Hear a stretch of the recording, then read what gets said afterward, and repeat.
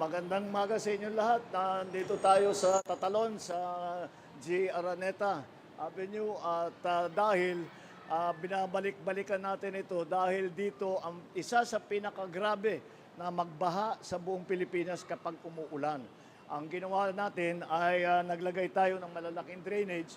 Kung maalala ninyo, nung nakaraan, nandito rin kami, ipinakita natin yung napakalaki na mga tubo, na goma, na bago, yun ang in-install natin dito. Yung mga nakikita ninyong mga butas dito, yung mga drainage, ang sa ilalim niyan ay yun na nga, yung ating mga malalaki, mas malaki pa sa tao eh. Yung malalaki na tubo na dinagay natin para makapag-drain na mabilis at hindi na magbaha dito.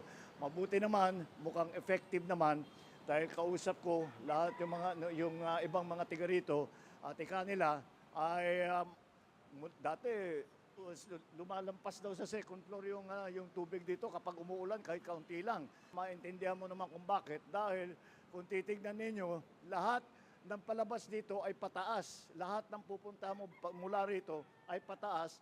Kaya naman lahat ng tubig dito pupunta. Kaya yung drainage importante at ang tubig na drain dito ay dinadala sa San Juan River. Yan ang plano natin. At ang susunod na problema na kailangan natin lutasin ang pagkolekta ng basura.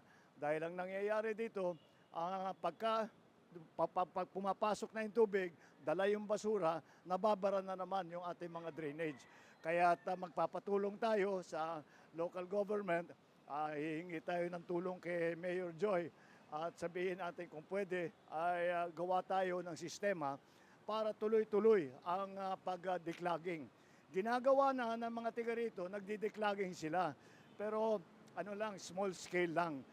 Sa dami ng basura, kailangan talaga meron tayong isang sistema para alam na natin kapag uulan ng malakas ay tiyakin natin na lahat ng basura ay makolekta at pagkatapos ng ulan ay may madadala pa rin basura, magdi-declogging ulit. At kaya pagka naayos natin yan, palagay ko mararamdaman. Ngayon pa lang nararamdaman na raw nila na hindi na tumataas yung tubig at kapag may tubig na umiipon dito, ay mabilis naman mawala. Hindi kagaya ng dati na ora-orada bago sila makapasok dito sa kanilang mga lugar.